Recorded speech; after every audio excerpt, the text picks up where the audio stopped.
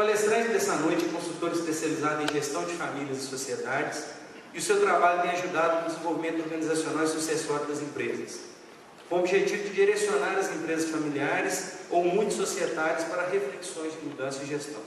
Ele é professor dos cursos de Psicologia e Administração de Empresas na FACED, é pós-graduado especialista em atendimento sistêmico de famílias e redes sociais pela PUC Minas e pós-graduado especializado em administração de empresas pela PUC Minas. Então, para brindar vocês na noite de hoje com a palestra Os Desafios de Gerir e Trabalhar em Empresas Familiares, eu convido o nosso sócio, Marlon Rocha Amaral.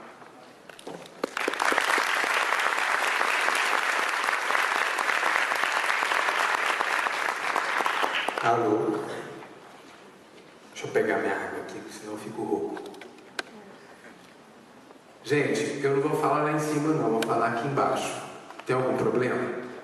Não, né? Eu gosto de ficar mais perto aqui. E outra, eu queria que esse momento aqui de agora fosse muito mais um momento de bate-papo. Claro que eu vou falar mais. Mas só que eu gostaria que a gente entendesse que esse momento vai ser muito mais de troca, porque eu aprendo muito mais com vocês no dia a dia, quando nós estamos juntos lá nas tarefas nossas, do que o que eu tenho aqui para passar ou para ensinar, né? Então, vou fazer desse momento de hoje um momento de troca novamente, tá bom? Falar desse tema para mim, os desafios de gerir e trabalhar na empresa familiar, é quase que falar de mim mesmo, e isso é sério. Para quem me conhece, sabe que a minha dedicação ao tema família, ao tema empresa familiar, já vai para mais de 10 anos. Eu estava brincando com o Marcos Fábio agora, eu vim para cá. Eu falei, Marcos, há 10 anos atrás eu estava me formando na faculdade. E eu lembro que eu falava isso tudo lá na faculdade, meus professores falavam assim, mano, você é doido. Por que você está falando isso na faculdade de psicologia? Né? Falar de família empresária, administração de empresa. O pessoal confundia muito lá que isso tinha a ver muito mais com a administração de empresa do que propriamente dito com a psicologia. Mas eu insisti. 10 anos batalhando, estudando, pesquisando, saindo da cidade de nós, saindo do estado, buscando informação, conversando com gente em todo lugar.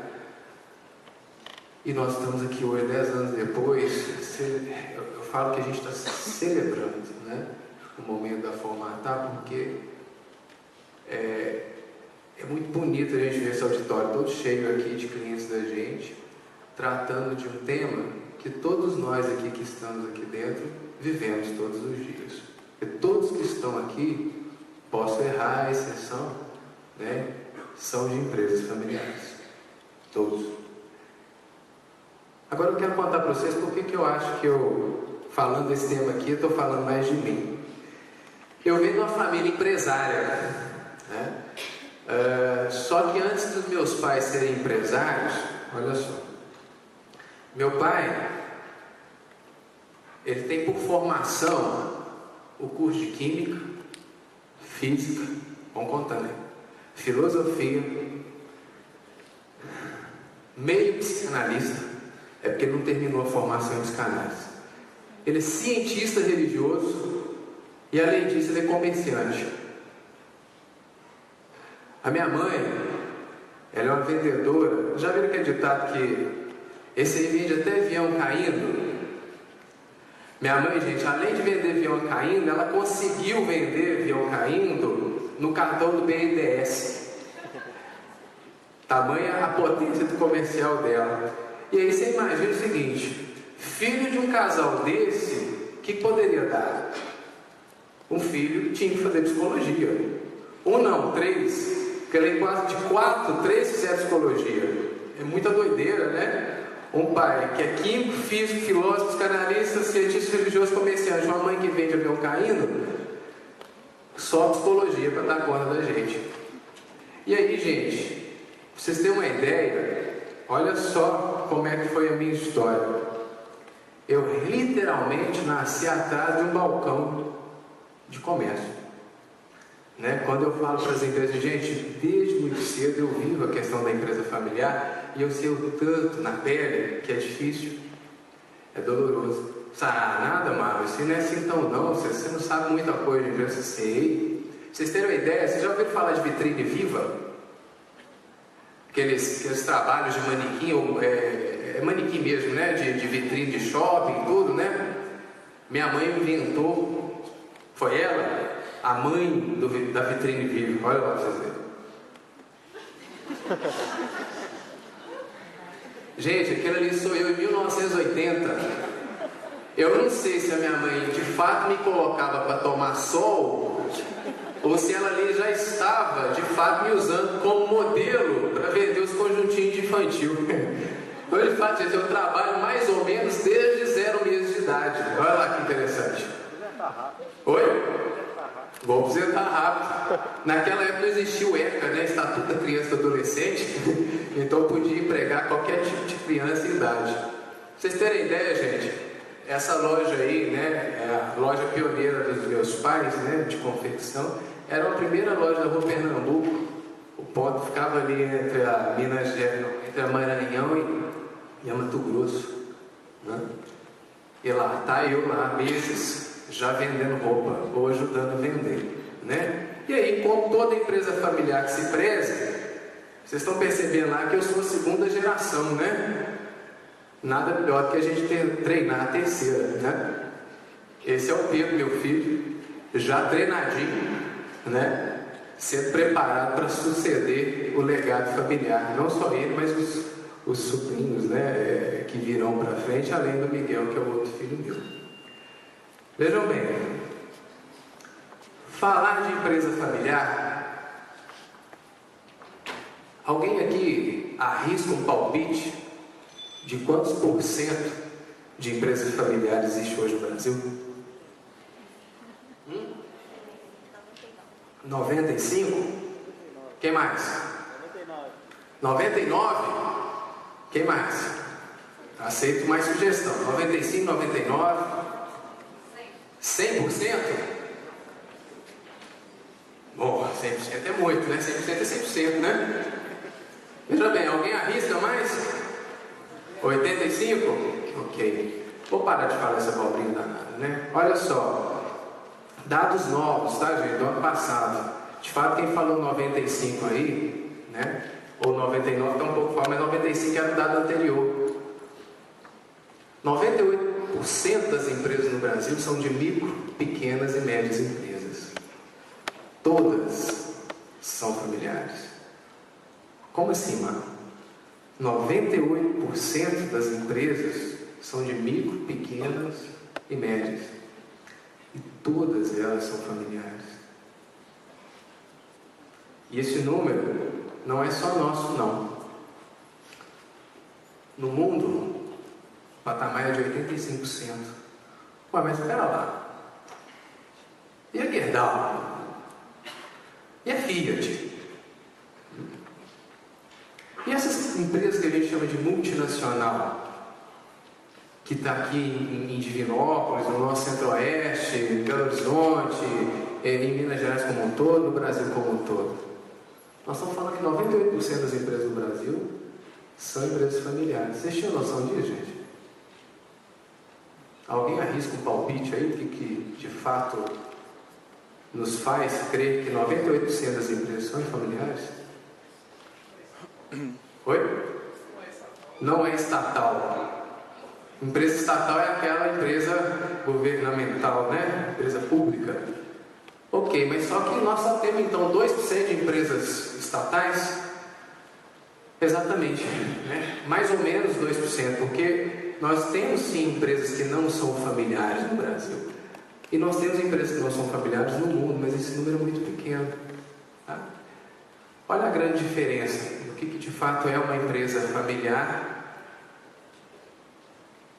De acordo com esse autor aí, o Pedro Haddad, em seu livro Família S.A., uma empresa familiar é toda organização na qual uma ou poucas famílias concentram um poder de decisão envolvendo o controle da sociedade e eventualmente participam da gestão. O que é isso? A partir do momento, vou dar um exemplo da Formatar, que é uma típica empresa familiar. Eu, Marcos, Fábio e Ricardo, nós não temos grau de parentesco nenhum. Nem nos conhecíamos antes de sermos sócios.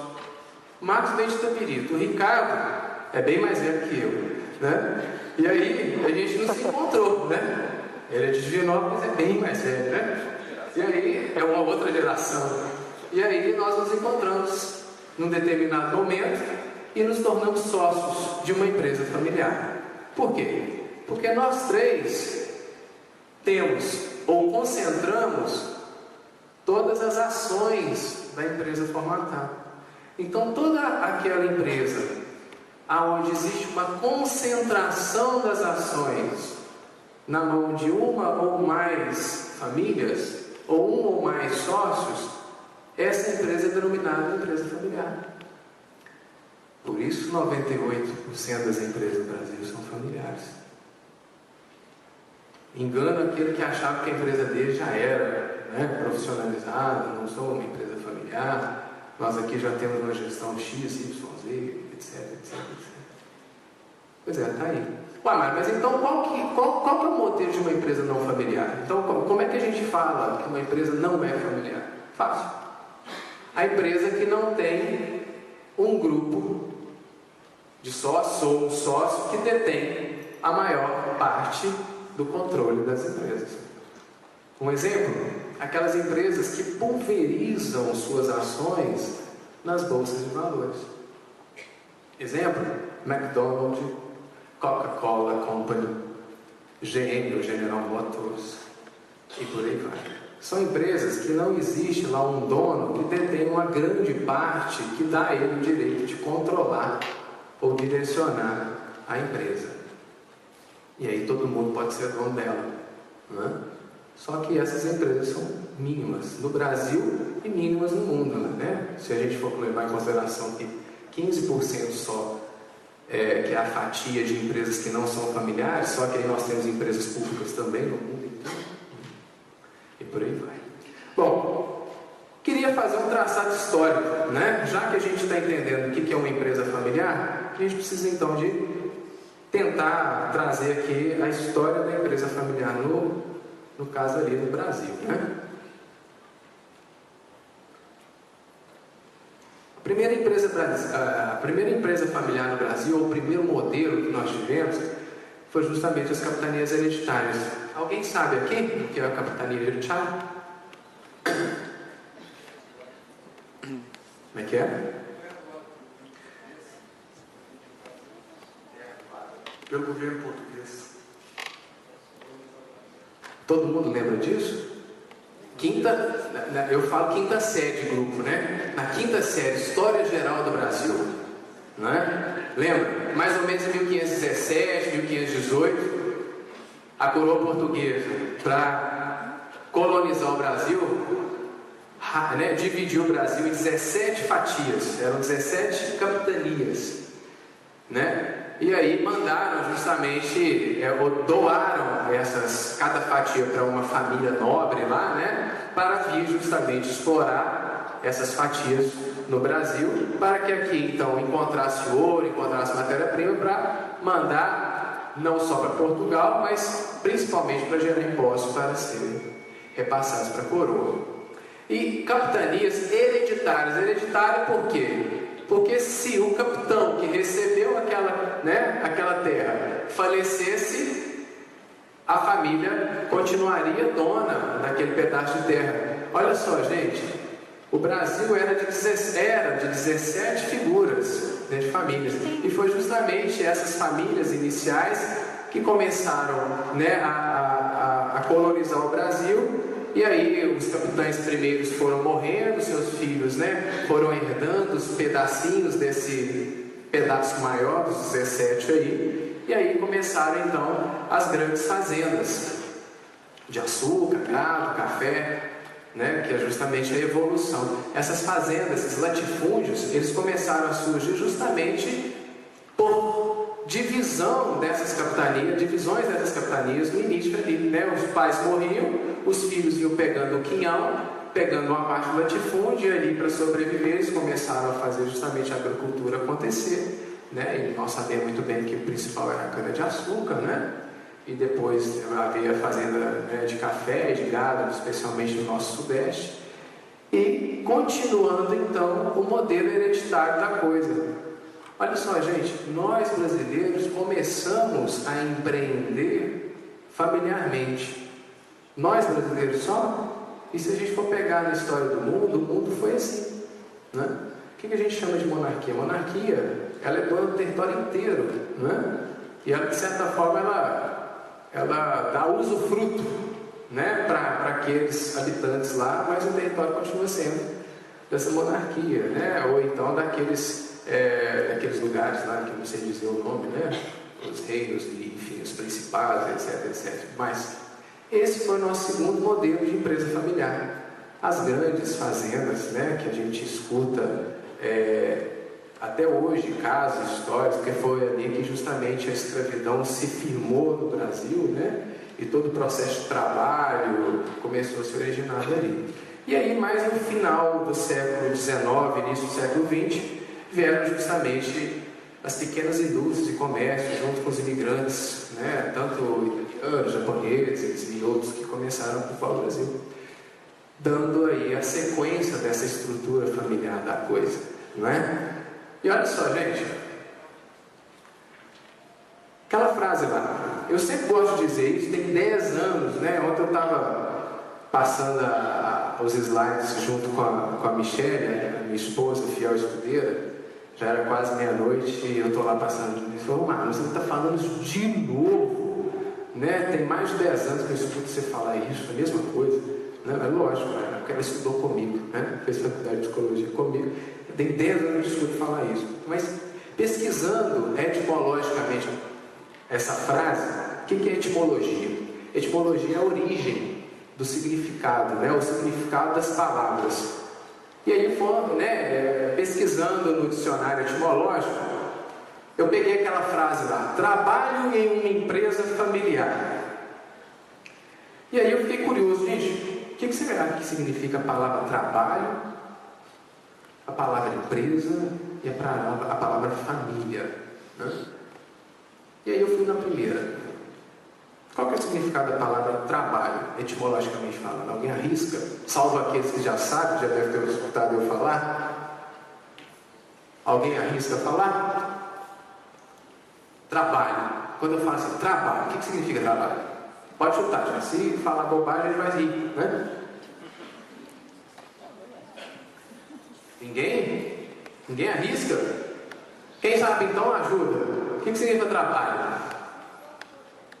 Como? Tortura. Vocês acreditam nisso, gente? Trabalho significa tortura? Hã? Tem gente que brinca, né? Eu queria inventar aquele, não, eu queria descobrir quem inventou o trabalho matando um livro, né? Pois é, gente. Trabalho vem do latim tripalium, que na tradução é 3 paus. Tripalium, 3 paus. Instrumento de tortura. Parabéns. A gente precisava de matar quem inventou o tripalium, né? De fato. Gente, trabalho, no dicionário etimológico, vocês podem lá ver, é instrumento de tortura. E de fato, quando a gente vai perceber o nosso histórico de trabalho, ou de quem trabalha, ou de quem trabalhava, gente, era quem? Escravos. E o trabalho por escravo era um trabalho tranquilo? Era livre, leve e solto? Sem ônus? Só com ônus. E de fato, o trabalho, etimologicamente falando, é um instrumento de tortura. Etimologicamente. Por quê? Para eu fazer o escravo trabalhar, eu tinha que torturá-lo. Bom, não precisava, né? Mas naquela época era assim. E a palavra empresa? Alguém sugere?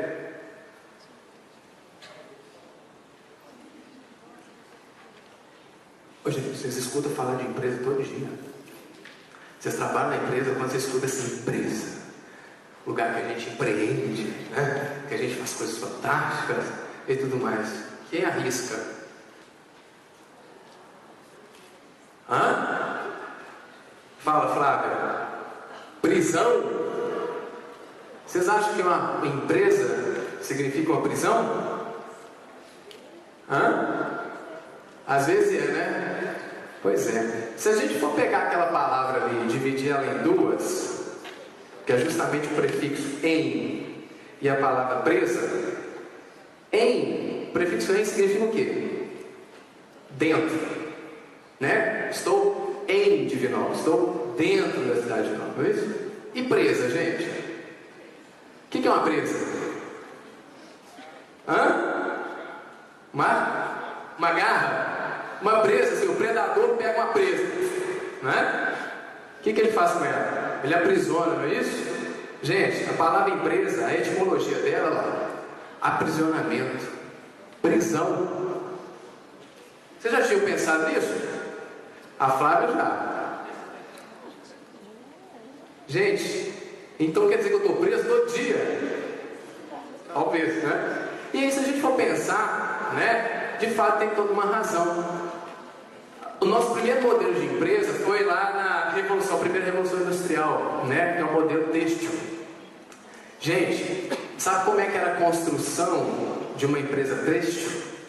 O pé direito dela era mais ou menos o pé direito dessa aqui, né? Da altura desse auditório. As janelas ficavam só lá em cima, igual aquele basculante ali. Aí a luz do sol entrava só por aquelas janelinhas lá em cima, né? E aí, quem trabalhava nessas empresas? Quem? Oi? Famílias? Bom, a gente vai entender o que é família depois, mas quem trabalhava nessas empresas, gente, eram justamente os escravos ou então os prisioneiros que saíam da prisão, né? E iam para essas indústrias têxteis lá na Inglaterra, produziam o dia inteiro. Por isso que o pé direito das empresas inicialmente eram altos. Por quê? Porque tinha que ficar preso lá dentro.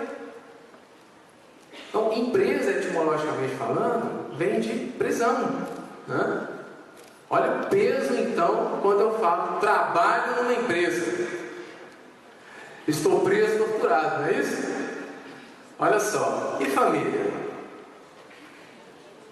Essa palavra bonita, né? Quem que arrisca aí? Boa noite.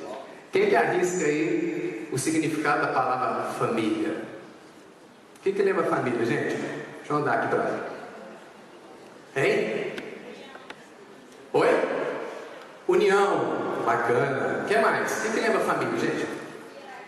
Hierarquia. O que mais? Cumplicidade. Olha que coisa bonita. União, né? Hierarquia, a gente lembra, né, de posicionamento, né? Mas olha assim, cumplicidade. O que mais, família? Hã? Amor? Amor, muito bem. Alguém mais arrisca? Ô gente, diante daquele cenário ali, você acha que família é coisa boa? Tem certeza? Essas coisas bonitas todas acontecendo? Olha só, família, gente, vem de famulus, do latim. Olha lá, o que é? Reunião de escravos.